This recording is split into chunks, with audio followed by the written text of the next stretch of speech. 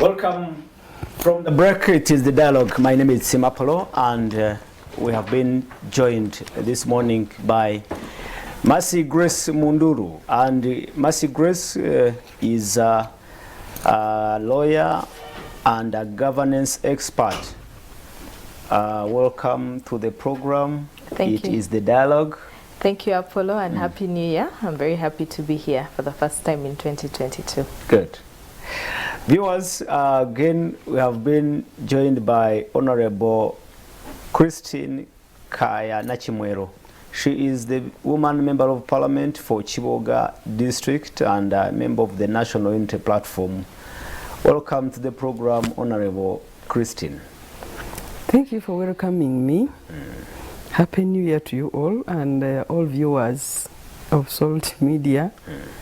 I'm also happy to be here with you. But in addition to what you have introduced, I'm also the Shadow Minister for Water and Environment. Wow. And so we have been scrutinizing a number of budgets for line ministries, including the Energy and Mineral Development Ministry. Yeah. Welcome once again, our viewers. The dialogue now must roll.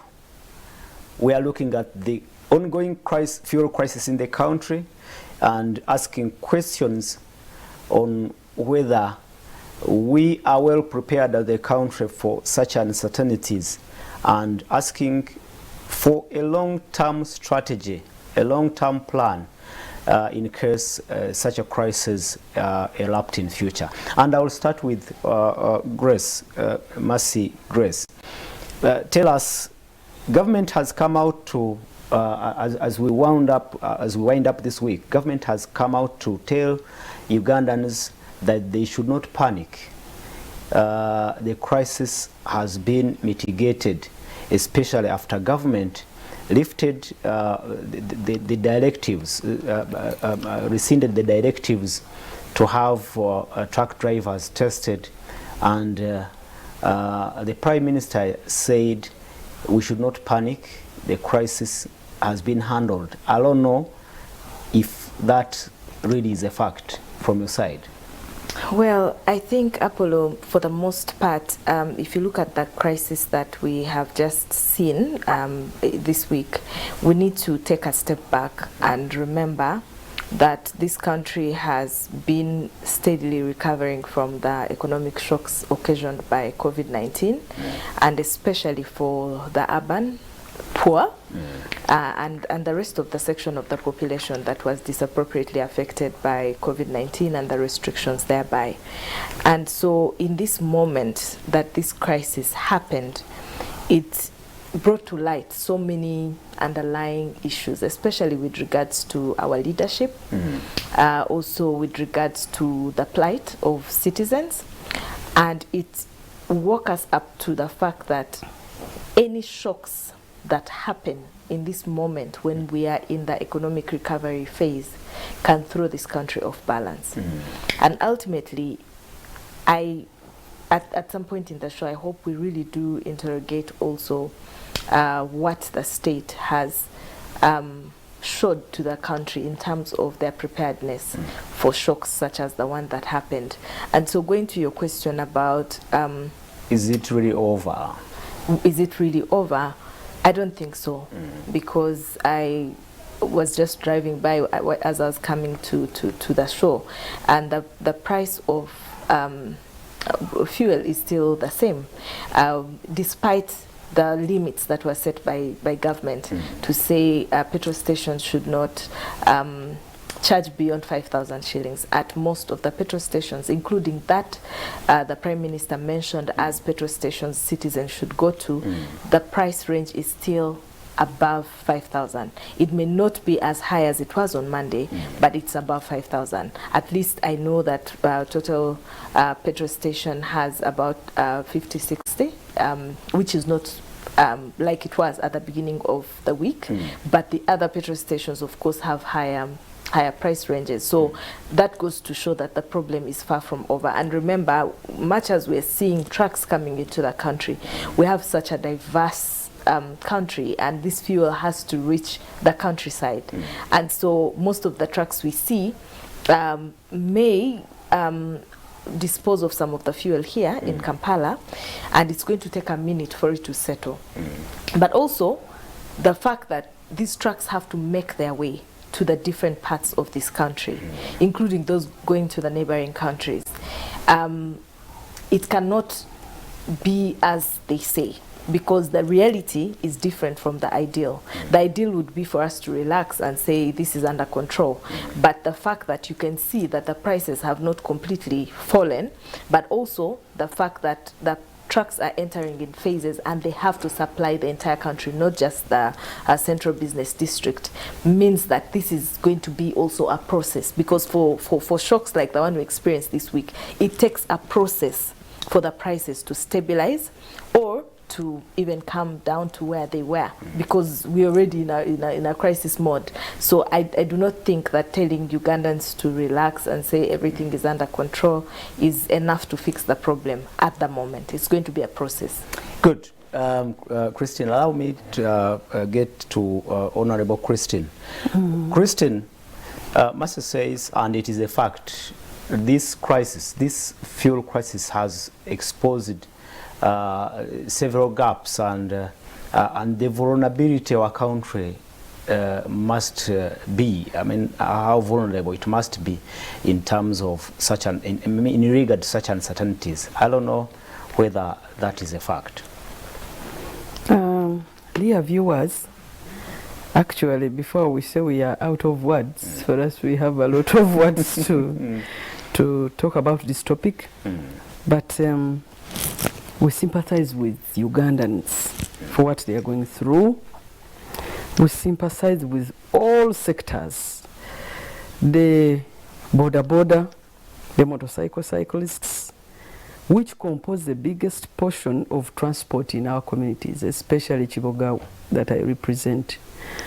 That is the basic, the cheapest, the available transport in most rural communities. And right now as we talk, they are under forced lockdown. We were happy that now the lockdown is being uplifted, but the fuel crisis has still put us down. The former movements are not possible. And remember, the scarcity of the petrol stations as well affects our people very much. And us as environmentalists, we, for the long-term plan, the thinking of use of electric cars must now begin clinging in our minds at this moment, because we would not be suffering to this level. And last Sunday, we visited some demonstrator of a car, an electric car, in Chotera. Those youth have come up with an innovation, but we need to look at it and ensure that we expand the use of electricity for fueling our vehicles. But the schools are also suffering so much. They had already put a tariff, for example, for school buses. For example, they would say 250 term. And now here we are, the fuel has hiked. To transport kids? Yes. So what they can do is either to pick your kid at 5 a.m. First of all, they have reduced on the number of buses that used to move around. So the few ones can either take your kid very early in the morning at 5 a.m. or squeeze them in a very small bus. Those are some of the alternatives. So I call upon parents also to observe the challenge the schools have. They can no longer, they cannot even request some more money from us at the moment, when we were just we were crying of school fees. But those are some of the challenges. And then on Tuesday, we received a report from the Minister of Energy. Honorable Minister Kasai is the one who shared it. By the way, we have been looking around to meet the line minister. the main minister, Honorable Ruth, who also hails from my district. Actually, the one I replaced. But she has not been surfacing in public, and up to that level, when the Prime Minister lost words, actually they would have been together telling us what is happening, other than leaving the Prime Minister to toil alone. But the Minister Kasai shared with us the report of the ministry as far as fuel is concerned. But the report was showing us that there is very poor coordination among ministries, despite the fact that every Monday they sit to deliberate on ministerial plans, but also get updates from the president and all that. So the report was elaborating poor coordination as a challenge, because you can imagine somebody establishing compulsory testing at the border. When we are in the East African community, if Kenya has tested somebody and 72 hours have not elapsed, why then do it again at this border? And yet we are in the East African community. Other than taking it as a good coalition, we are just money-minded. We just see some sort of heart that is interested in earning for testing than looking at the entire business fuel is bringing to our nation. So we saw a bit of poor coordination at that, but it also appeared as if the Minister for Health was not aware about that mandatory business. Really? The Minister of Health has not come out to really... but Honorable, it is the Minister of Health that issued that directive for mandatory COVID testing on our borders, land borders. Yes, but the payment, when the payment was too much, what happened? People already reported that, you know, we can be tested, but the payment is too much, the price is too much. $10? Yes. $30. $30 is too much. 110,000 Ugandan shillings is too much. Now, for people who compute, you know, when you begin cutting off your profits like that, it's not easy. So we are calling on also the Ministry of Health, as they fundraise, as they seek for partners in vaccination, they should also seek for partners in testing. In COVID testing. Because it is really weird that we are spending a lot of money on testing and vaccination is free. So we would also be having some provision, but we have not heard of any efforts in that line. It takes us back to think that probably some of these individualistic companies would like to remain earning without thinking about the pockets where that money comes from. It is the same applies to this other tariff that was put on Entebbe Express. Yeah, the 10,000 is really too much. So we also were informed that in one day, they told us that this fuel saga would stabilize in a week. Yeah. And they rated diesel in 4 days, then petrol in 1 day since Tuesday. But now today is Saturday, and nothing so far has stabilized. But I want to call on the public also to be vigilant. There are people who put fair prices to entice you to go in, but the real pump price is different because they have been threatened that you should not exceed 5,000. Then some people put 4,000 something, but the real pump price is different. And if you don't ask, you will fall culprit of that high price. That could be criminal. I mean, that is it. If you don't want, go away. But at that moment, when you move in, you are bad off. The same applies to this other type of V-Power, V-Power petrol. Yes, still Total puts some nice price and you move in, and then they tell you the only option we have is V-Power, whose cost is higher than 5,000. You get it. So it is not good to really threaten you from the pump. At that moment you are like you have decided. Yeah. Probably you have even bypassed very many petrol stations to go something you feel is cheaper. So we have to be vigilant at that.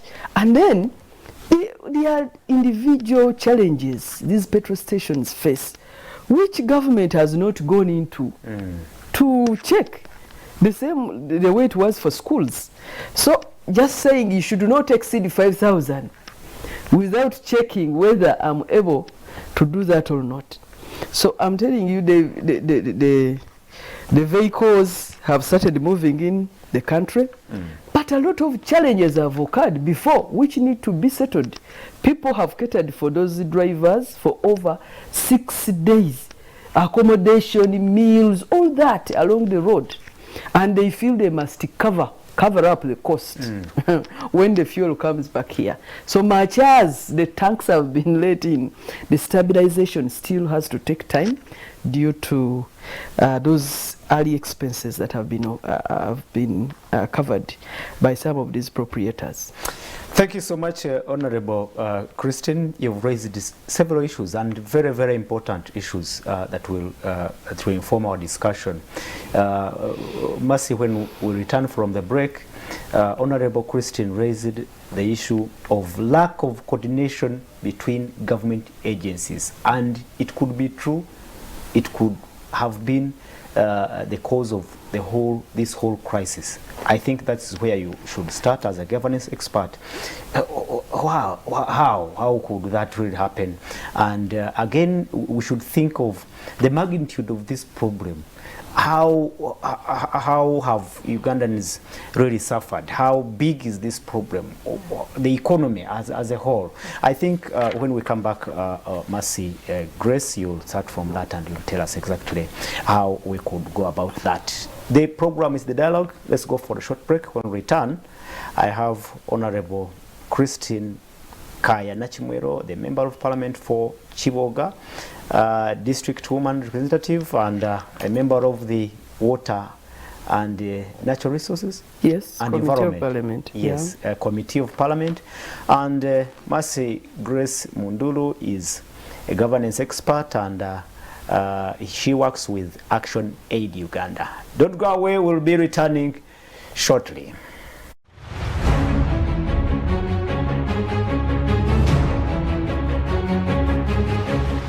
The livelihoods and the economy at large. Mercy, briefly, we talked about the lack of coordination in government agencies, which is attributed to the directives that led to this particular crisis. Talk about it, and is it really true that it could have been lack of coordination between government agencies that led to this? Yes, Apollo, thank you for bringing that up. And I was just sharing with some people this week when this situation emerged, that what has happened is not just a fuel crisis. It demonstrates that we have a leadership crisis in this country. We have a leadership crisis which is imminent. And if there was never a time it was very imminent, this period brought it to life.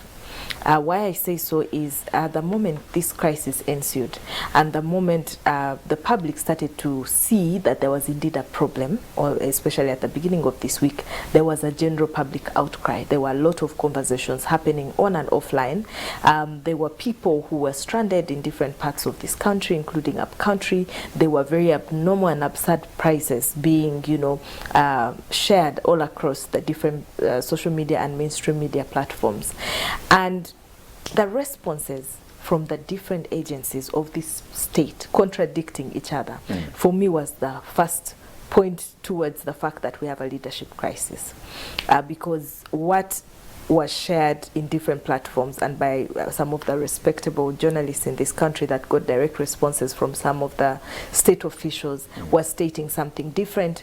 The official media releases from the Ministry of Energy, from the Office of the Prime Minister, were all contradicting each other. You could tell that nobody knew what they were doing. They were just responding to a crisis the best way they know how.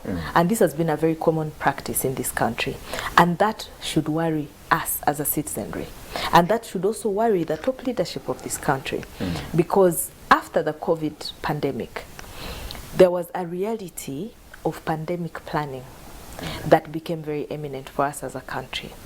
Because COVID having shocked our economy, having shocked different sectors of our state, should have helped us learn certain lessons in terms of control forecast. How do we forecast issues like this? Disasters, pandemics, crises. Because whereas this time the crisis was occasioned by an introduction of mandatory test fees at the border, which was protested by drivers, we all know our neighboring country through which we get our petroleum products, when they go into an election, we always sort of fall into similar situations.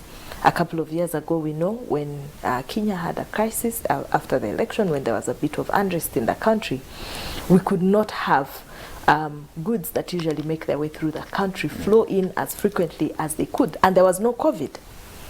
Now, that should have been a lesson, because if you look at the barometer and events of governance around the East African region, you realize that some of these things are inevitable.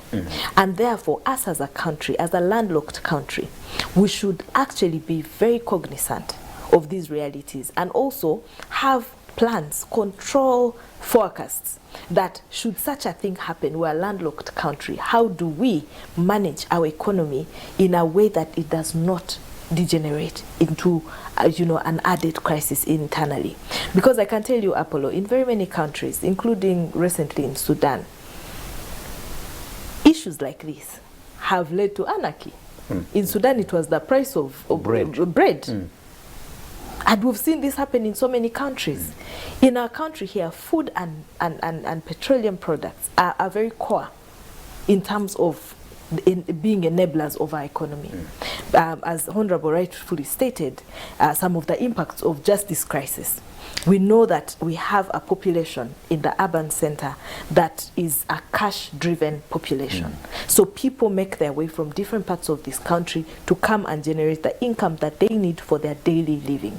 So that means for them to be able to do that, the mode of transportation is heavily dependent on petroleum products. If we have a food crisis in this country, you realize that people we can descend into an anarchy. And that should be the reason that we should take issues like this seriously.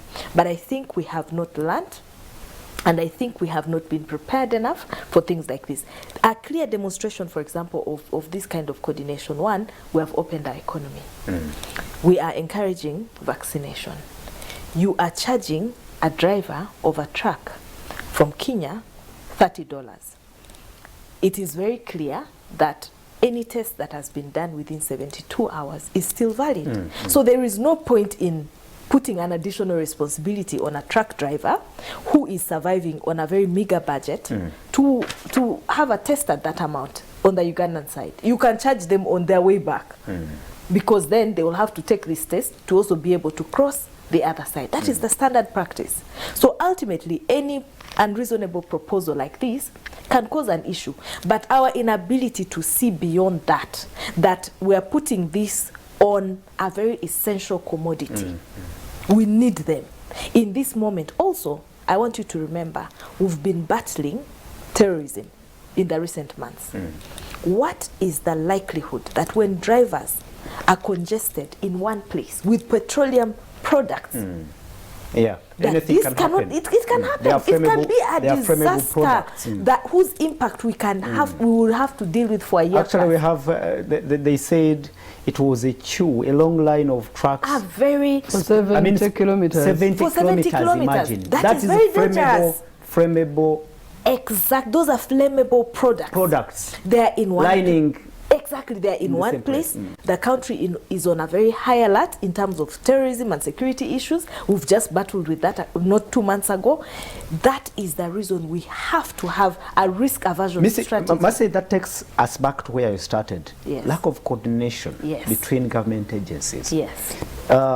Look at the Ministry of Health that issued these directives. Yes. Did it really have time to consult and liaise with the Ministry of Security? Exactly. Liaise with the Ministry of Finance on what would be the effects of such a directive?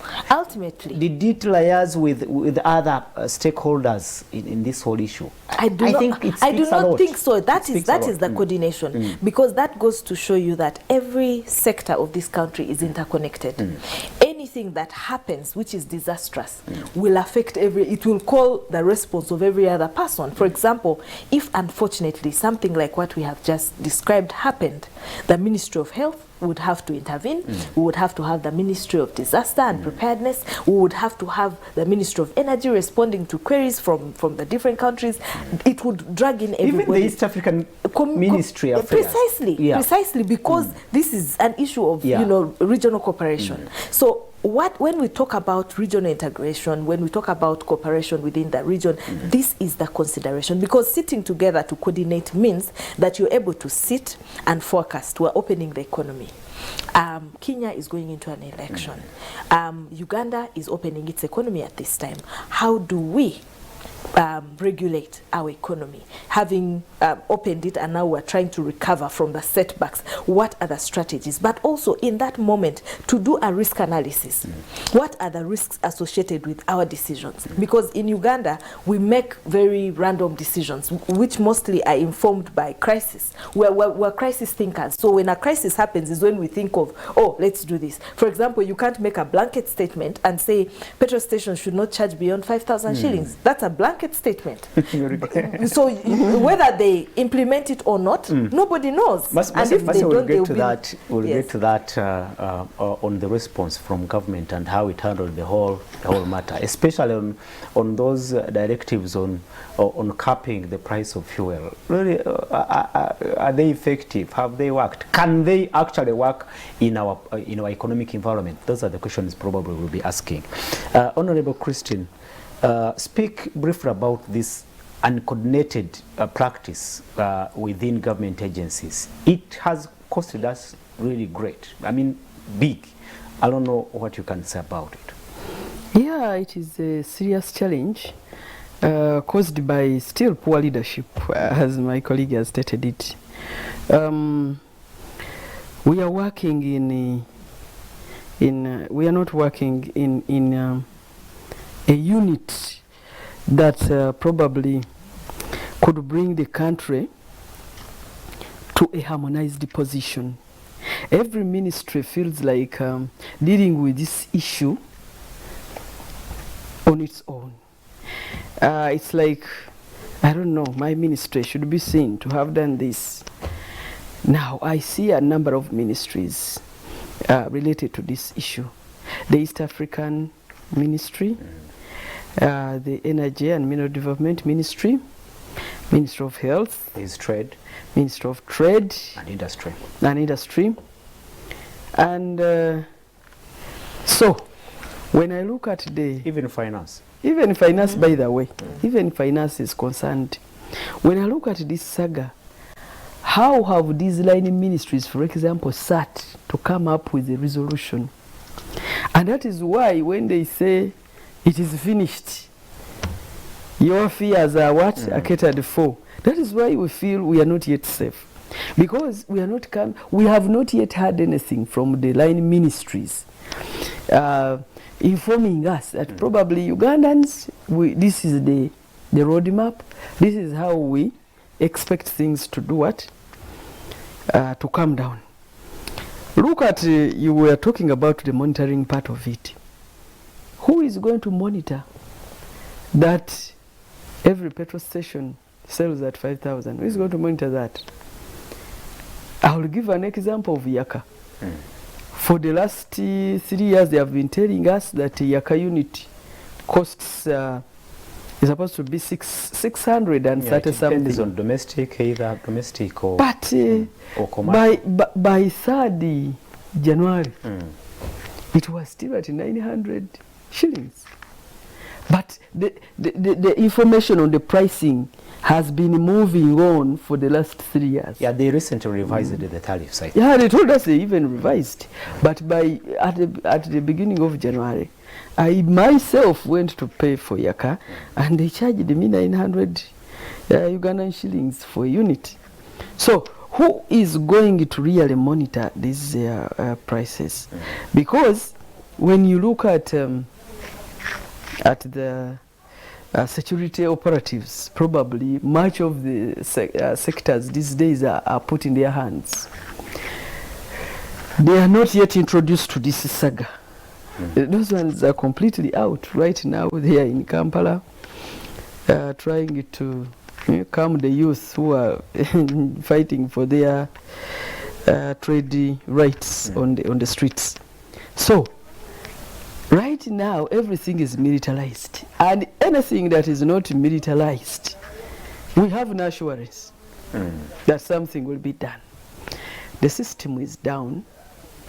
Compliance to a number of guidelines, policies is just off. We were thinking of a long-term suggestion to this challenge. Before you do that, Honorable, you raised another serious issue, if it's not a allegation, that this could have been driven by individual interests. This decision to run mandatory COVID testing along the borders, this could have been from people who want to profiteer from this the whole process. Yes, yeah, that was the truth. And I even heard Mr. Museveni cautioning those companies to immediately close. But before the companies close, they have a big fish. Private companies undertaking the COVID test initiative. Yes, that is the truth. But it is a private. Took over, I think, recently. Government took over. No, it is a private company. This private partnerships still exist. You appear as if you are working on behalf of government, but you are an independent company and you are a private entity. Even when we trace you, the other businesses, you do them as a private company. So you see individual interests, yes, having pushed, the country's economy to the edge in this crisis. Yes, looking at the 3 million earned a day, because when they calculated how much they earn from testing per day, it was coming to 3 million. Only 3 million. Yes, and but the assurance, 3 million every day is not easy money. I mean, it is not little money. And the assurance that that money trickles back to the treasury of the country, nobody is asking about it. Mercy, can you make a comment on that? Really, isn't it unfortunate if it is true that individual interests have led to this big crisis? Obviously, I would personally not be shocked because we as a country are struggling with endemic corruption, issues of accountability and transparency. It's not a secret. We have scandals even just from the management of COVID in this past year. These are public reports that have been, presented in the public domain. So I wouldn't be surprised at all, because whereas we're managing a pandemic, there are people who are making profits. And we know from every pandemic there is a business angle.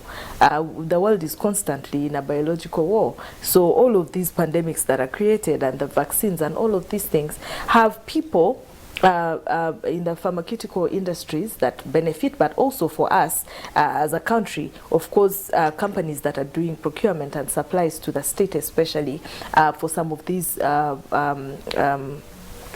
services and products, but also through the private public partnerships are making a killing out of this process. That is why you find sometimes there is controversy regarding certain decisions. The ministry will say our directive is that this is the cut, and then you will realize that what is in practice is actually very different. I think about last year I was traveling, and because of the mandatory testing, I went to do a test, and my colleagues also went to do a test from some of the facilities that the ministry listed for us to go to be accepted at the airport. And so I remember I went to Mulago, and the rest went to the other facilities that were listed, but none of us had a uniform price. I paid about 180. My colleague paid about 300. No. Another colleague paid about 280. We are even receiving reports that at the airport, Entebbe International Airport, people are tested and took through COVID tests, and they are not even given results. I did not get. I'm an example. I came in from Tanzania, where, by the way, I took a test within 72 hours. I go to Entebbe Airport. I had to take another test. Of course, I got a message immediately while I was at the airport that my results have been received, and that they would communicate it to me on my email that I gave to them and my phone number. To this day, I've never received. And this recently They're happened. much more concerned with you taking the COVID test and paying. Yes, They are not concerned about and a friend of mine that came from the States, he came to Uganda. The same thing happened. He did not get his results, went home and enjoyed Christmas. Just 2 days into the festivities, everybody was sick.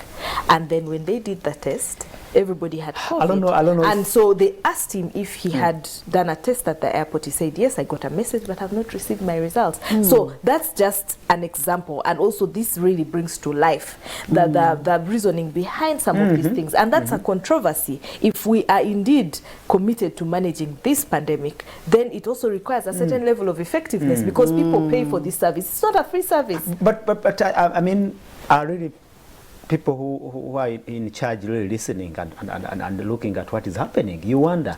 I don't know. Mercy, if it is true that, in pursuit of individual interests, someone erred and committed us to this whole real crisis, shouldn't we see some heads rolling, really? Of course. And I laugh because issues of accountability are a problem. And by accountability, I mean holding people accountable for what they have done or what they have not done. Because it's within the rights of Ugandans to see that our leaders are held accountable, because we are the ones that vote for our leaders. We are the ones that put leaders in different positions, and they owe us a responsibility to be accountable. And this accountability is in terms of recognizing a wrong and holding somebody accountable for it. That for us is enough accountability. But in Uganda, this is not happening, because even with the COVID crisis, how many cases have you seen in the anti-corruption court that have been successful? Yes. In the oxygen saga, there was just so many scandals, but you will not see anybody being held accountable. And then you hear pronouncements from the leadership of the state that after all, these people steal money and put it into investments within the country.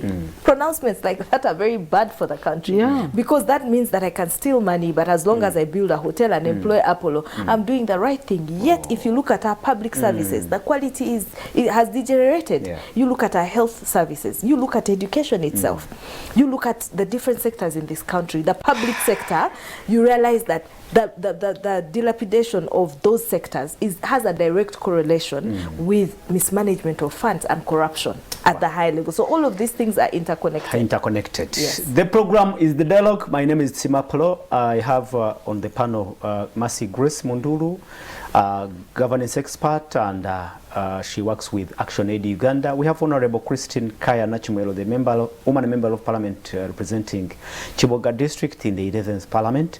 And we hoped would be joined by a senior member of the ruling party, but looks like it's not really going through. We had arranged to connect with him online, but it looks like it's not going through. I don't want to be asked questions of gender balance after this show. Honorable Christine, you are a member of Parliament, and we are now looking up to you as legislators in this Parliament. I am well aware that the leader of opposition made an attempt to recall Parliament from recess to sit and discuss and debate this issue, but that was not possible. I don't know if you look at it as a serious matter that requires you to immediately debate it when you return to Parliament this Saturday, this week. Yeah, it is indeed an important issue, especially on accountability. Who those people, if it is true that they are individuals who pushed us into this crisis. Yeah, it is very important to talk about it, especially during this period. For example, in order to decide objectively on budget items, we are reviewing the budget framework papers for the different ministries. On the budget items, to incorporate into the different ministerial budgets that will take us for the coming financial years. Issues to do with reserves, issues to do with mistakes that have occurred in the previous the uncoordination and the objectivity in responding to this, and then the urgency, crisis management options. For example, when you look at the transportation, we are all looking at Malababusia. As if we don't have water. Water would be another option for us. Actually, to use for the importation. Yes, to use for the importation. If it was, a rebel group, if it was ADF, the way we are addressing it, the way we had it even went to Congo before Parliament was informed about the action, would have been the same case. This is a crisis. We need to generate ideas for attending to such crises. We would have gone already to where we import our fuel from and see how best we can address this issue other than making all the sectors suffer here in Uganda. So it is very important that when we resume in Parliament, we as committees, we are moving on with different processes, scrutinizing budgets, linking up with the different staff from the different sectors. But when we resume, it is very important that we deliberate on this. And we actually asking for accountability. We also need to do it, who did what, and to highlight that probably you did this, but it was not okay, for people to also cleanse themselves. What do you expect, Honorable? An apology? Would we see a heads roll? What do you expect? Yeah, obviously heads looking at will, the magnitude of obviously heads will have to roll, because for example, we have been informed somebody will lose his office. Or yes, that the journalist who covered the Prime Minister is no more. No, I'm talking about the people responsible who made these decisions. That's what I'm saying, that the people responsible for making those decisions will have to lose certain, probably, business. They may not lose the jobs, but certain business will be lost. Certain activities will be cancelled. Even their relevance can be put down. This is the season when we are supposed to incorporate certain companies, probably working on behalf of government. We expect such explanations to guide us on that. So it is very important to talk about it. But instead of people encouraging, the leader of government, the leader of opposition, they were, like it has been in Uganda, silencing, bringing in some other thing. There were fire bans in schools and in a cement factory. Why are you requesting Parliament to come back and deliberate on this other than? Is that the other also a national issue? Taking us off the main the main issue. So we are comforting Ugandans that we shall remain on the issue until Parliament has deliberated on it. We need to put certain people to shame. Who did this? Who did what?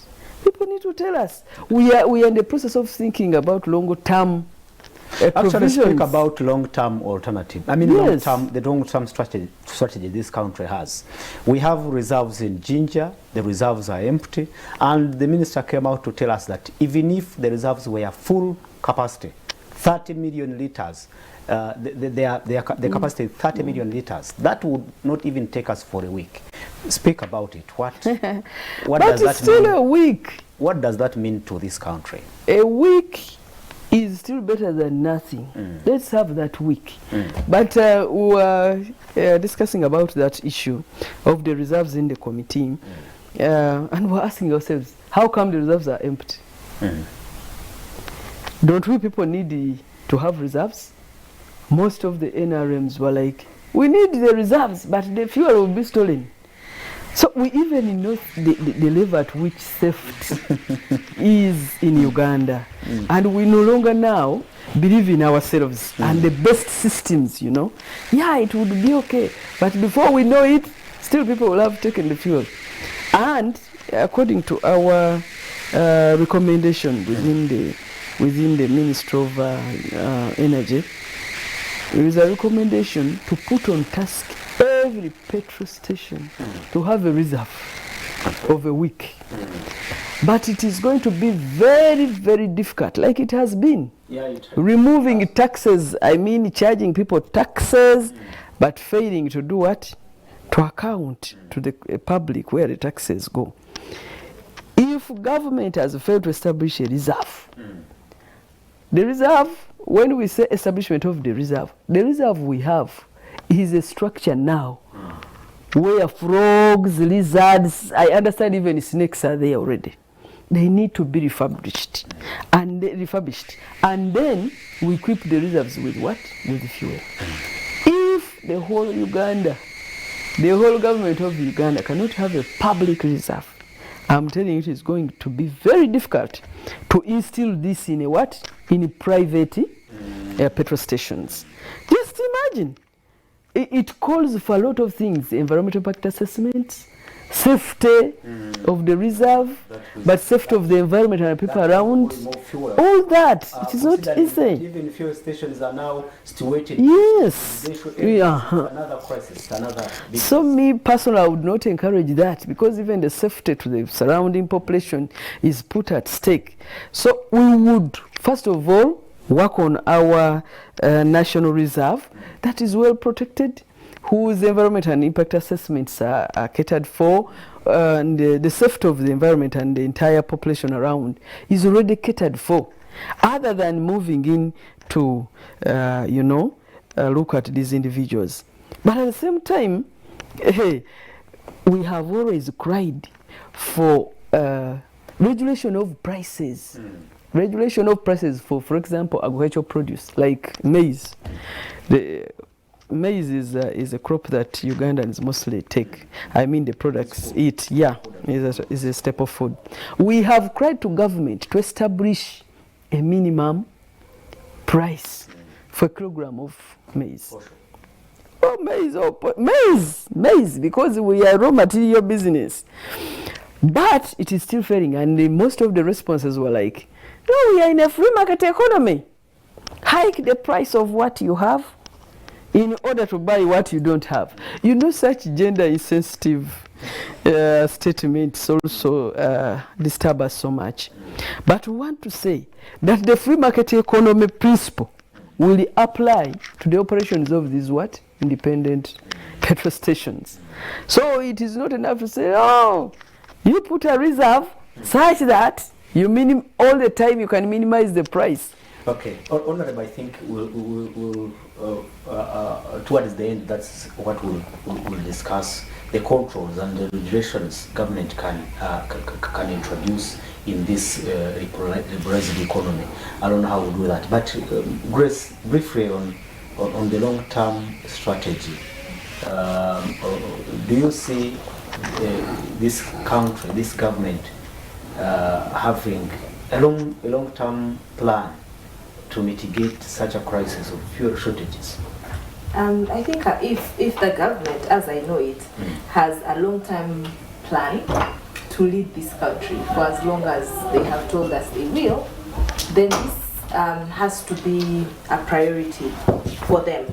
This has to be a priority for them, and they have to ensure that in terms of prioritization, they manage issues of price control and price regulation. It's very, very, very, very core to what we do, but also the fact that we need to have a control forecast because we are a landlocked country.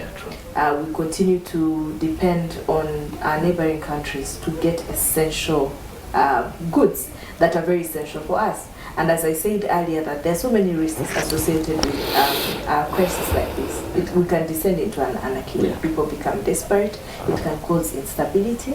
It's also a risk in terms of security, but it opens our eyes to the bigger picture. One, this week I've reflected on so many things. Of course, thinking about solutions and saying petrol stations should have reserves, looking at the fact that we have not even regulated the operations properly, in my opinion.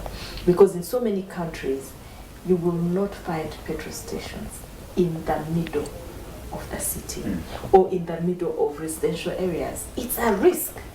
It's a risk. It's a very huge risk, a health risk as well.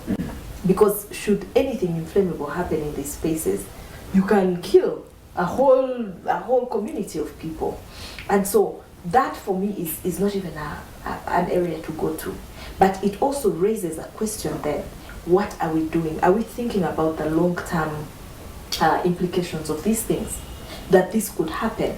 But also beyond that, I know that we're supposed to have a national reserve, especially considering the discovery of oil in Hoima. But even then, that is going to be a process. It's going to be a long process. I know we have very robust policies around, especially our petroleum regulation laws. They're robust. We have structures, institutional structures like the Petroleum Authority that should actually be overseeing activities around this. Having all those structures is okay, but the operational realities are the reason we're in this place, in this crisis. So government has to step up and ensure that they actually have a contingency plan, and that they have to demonstrate leadership to the country in terms of what is going on. For example, we have not seen meetings with petroleum owners or say the management of different petrol stations. We have not seen high-level engagements between government and key stakeholders in this situation for them to come up with a very clear plan to communicate to the country as a whole, as a bloc, that this has happened, this is our plan, not just for this situation, but for the future as well.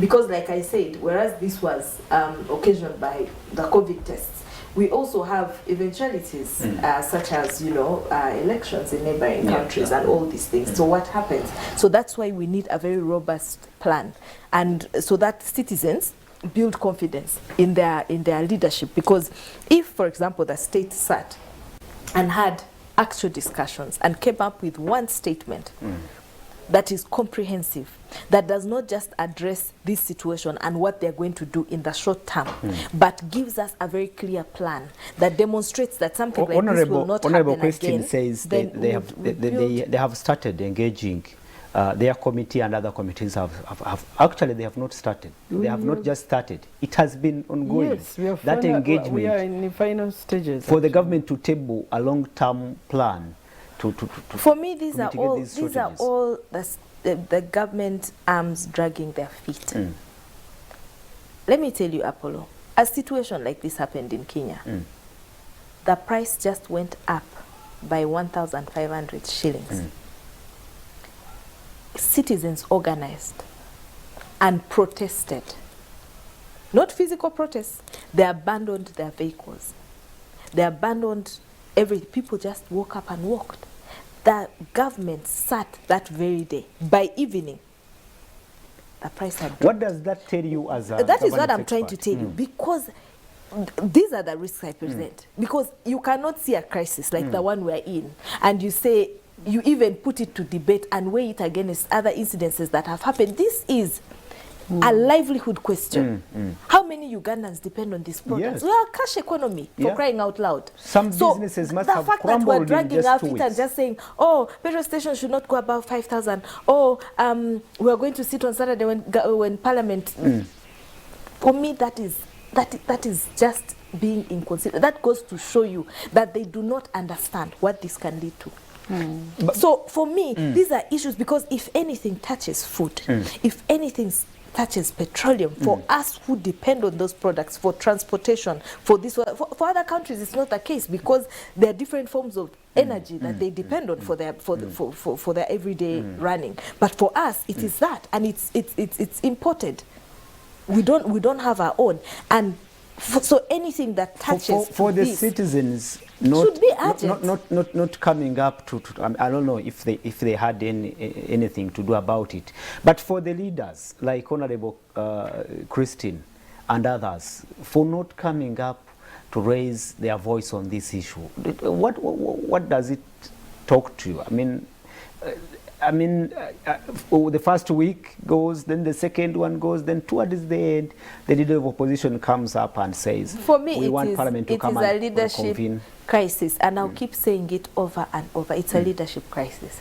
And you see, Apollo, I'm speaking about this. I work with very vulnerable people.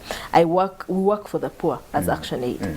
And I can assure you that whereas me, even if the fuel prices went up to 10,000, I can afford it because perhaps in terms of where we are in the economy, I am maybe in the middle class. That should not detach me from the realities of those who cannot. The majority, and I know that the fact, yes, that the reason that there hasn't been immediate response is because despite this crisis, they can afford. They can afford. I can go to a petrol station and somebody will give me fuel. I'll push it to Honorable. Is it because you're comfortable, you have a mileage allowance, that is why you did not respond? And cards for the government. Government agencies have cards. Is it the reason why you did not respond immediately to this problem? No, we responded immediately. Only that because of the shrinking civic space, before you ask these government officials to come and apologize, you should be apologizing to the citizens for not doing for what? not standing We up stood for already. them. We stood already. We stood at the beginning, but like we were telling you about the shrinking civic space. I belong to the National Unity Platform, and even many media houses have been already compromised not to air out what we say. Actually, from the start, we have been talking about this. Convening Parliament comes last, really. But the other activities, media conferences and all that have been moving on. I want to also inform you that it is NRM people who are running away from talking about this issue. I recently attended a burial in Katoma, Chiboga district. And a number of NRMs, we lost a veteran who had served as a councillor for 20 years. And most of the politicians of the district attended. And they were given a chance to speak to the people. And I was given a chance to speak last. But over 10 of them, nobody talked about fuel or anything to do with challenges with the hiked prices. So when I stood up and I was like, oh my God, you can't even talk about fuel. Is it because you people, you are comfortable? You can afford So fuel. we are not comfortable. We are not comfortable at all. Because the mileage I would even cover You are detached is from the reduced. reality. You are now detached from the reality. Why not? The people who are suffering. Why not? Have you heard of Parliament increasing our mileage allowance because the fuel prices went up? Nothing. That means that the coverage that I was taking on before the fuel prices hiked cannot be the same. And that is, MPs are just silent about it. But that, and others, even if you have this other turnover-like vehicle that consumes little, is what you are actually going for. So we are affected. Everybody is affected by the hike in the fuel prices. Let nobody lie to you. Only that some of the issues when we talk about them, we are not even covered. Somebody lies to you that he's covering you, but will not air out the responses. So, it is NRM that has been fearing. And very many people now are reporting about the challenge, especially to the health sector. The border contribution to transportation of the patients is at stake. Okay, Honorable, we have only 10 minutes to close this show, and an important, very important issue of consumer protection. And that's when, even you, Grace, that's when the issue of consumer protection bill or legislation comes in. We don't have one. There was an attempt to bring one. I think it was Patrick Oshabe and someone, but government said it cannot come as a private member's bill. We need, we as government will table that bill. It hasn't. And it now leaves us, the vulnerable, in a more vulnerable situation, because as the prices go up for us, and even as government comes with directives that there should be a cap, it has no powers to do that. I think we can agree. It has no powers to regulate the prices in this liberalized economy. I don't know.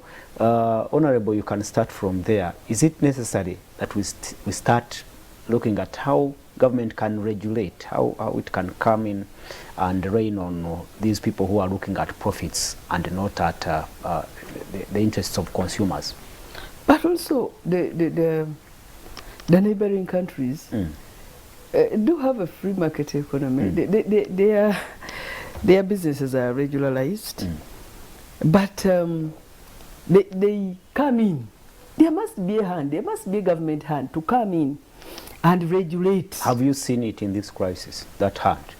No, I have not seen it. Why? It is a challenge here. Why? It is a challenge here because I told you the management of some of these businesses is by some big government. They are owned by big shops in government. So it is very difficult to talk about them. Actually, when you talk about them, you are promised death. When you critique about anything, you are intimidated, you are not covered. So that is the biggest challenge. But what we want to assure our governments, they must come up with some of these regulations. We must regularize our economy. We must regulate. Look at the sector land.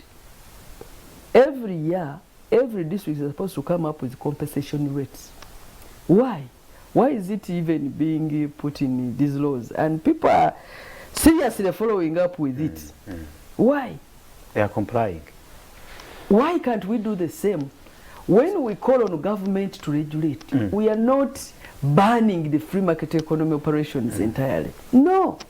But at least there must be, we must see government work to help. But it starts with you in Parliament. Yes. It's you, members of Parliament, who must raise these issues, and if it requires bringing up a new regulations, it's you. Yeah, we are going on well. We are raising them, even mainstreaming some of the proposals within certain policies and certain proposals and certain guidelines. But still, implementation is a challenge. Implementation has become a challenge. Enforcement has become a challenge.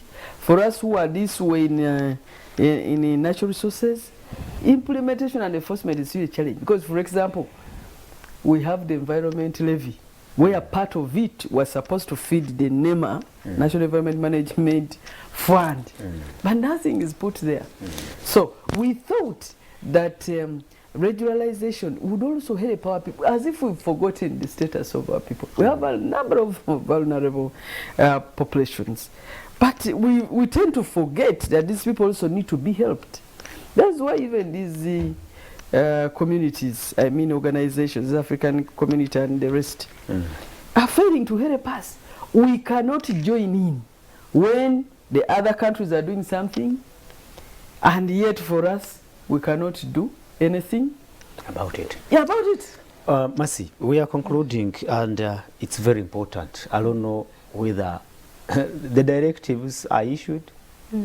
No one complies. Even when we are in the schools reopening, government said no school should hike school fees, but it did happen. Here we have a crisis. The Honorable Prime Minister comes out and says there should be a cap of 5,000, like we said here, even if it is indicated 5,000 here on the signboard. When you go to the fuel station, it is different. What can we do and how can we go about it? What is killing us as a country is the endemic corruption and accountability. Honorable was talking about the free economy. The free economy can function very well if corruption and accountability are addressed, because then there is no fear. You will know that you're self-regulating, but that when you don't do the right thing, you'll be held accountable. That's how liberalized economies work. It does not mean that there are no safeguards. There are safeguards, but it's like somebody, I'll just give an example. In some of the supermarkets, when you travel, say to the US, there are no attendants. So you buy, you go put your card, the moment you pay, it's opened and you can move out. There's no one to be there because you're regulating yourself. But they have safeguards, they have cameras, they have security features that ensure that that freedom is not abused. So even when we are pursuing a liberalized economy, I believe that the state's first responsibility is to address the endemic corruption and accountability. Once you hold people accountable, they will then know that they can do certain things. For example, all these regulations cease to have effect because people can find their way out of anything in this country. So you will pass a directive. Some of the owners are bigwigs in the state who can elude any structures in this country. Therefore, they will not have to do that. And so it becomes a big problem. And that is why, for me, I feel issues around accountability, transparency, and corruption are core in enabling us to get to the other side of effectiveness, but also of good governance. So with corruption still a monster in this country, still visible, still eminent, then and the minimum accountability, there's nothing. There's not much you can do because we have. I told you within the petroleum sector, I can tell you, because I've been privileged enough to have a master's in oil and gas, so I understand the laws and regulations in that sector. We have robust. The government has put institutional frameworks to ensure that this sector is regulated very well and managed. But we have those. Then when you ask yourself, with situations like this, why are we seeing the kind of inconsistencies and sort of the lack of complete leadership over issues like this? That goes to show you that the underlying issues that are not addressed. Good. Thank you so much, our viewers. Our time is really fast spent. Your final short, Mercy, and we close the show. Yeah, my final words would be, one, to the state that they owe a responsibility to Ugandans for stability and security of this country, and for a determinant like oil. It is very important that they treat this as a matter of priority and that we see leadership in the process of managing this crisis. And for the citizens, do not be afraid. The absence of freedom is not captivity, it's fear. And we should not be afraid to hold our leaders accountable, because at the end of the day, we have the power to elect them. We have the power to hold them accountable when they're not leading us the way we should. Thank you so much, Mercy, Grace Munduru, and Honorable, your parting shot. Yes, to the people of Chiboga who entrusted me to be their member of parliament, I want to inform you that we are talking about the challenges you are facing right now is number one. We need to show that we are suffering locally, the way people are written. So we need to show the challenges we have faced, how this pandemic, the pandemic of the increased prices in fuel, have affected our businesses, have affected everything that we do, and then be able to raise them up to the respective leaders as well. And we shall remain Good. with you, talking about the issues you bring to us, but as well hold the government accountable as we finalize with the budget framework papers in this season, and ensure that at least financial year 2022-2023 is cognizant of crisis management options. Yes. Thank you so much, our viewers. Our time for dialogue is now out. My name is Simapolo. I might thank my guests, Mercy Grace Mundulu. Thank you so much for your time. It's a privilege to have you on the show. Thank you for having us. It's a pleasure and a privilege to host you, Honorable Christine Kaya Nachimwero. Thank you so much for inviting me. Good. Thank you so much, viewers, for keeping with us all this time. We look forward to how government will handle this and how it will lay out that long-term plan to ensure that we avoid such a crisis that seem to be predictable, that seem to be manageable if we have good plans in place. My name is Simapolo. Good afternoon and a splendid weekend till next Friday. We didn't have time to read your comments, but we will do it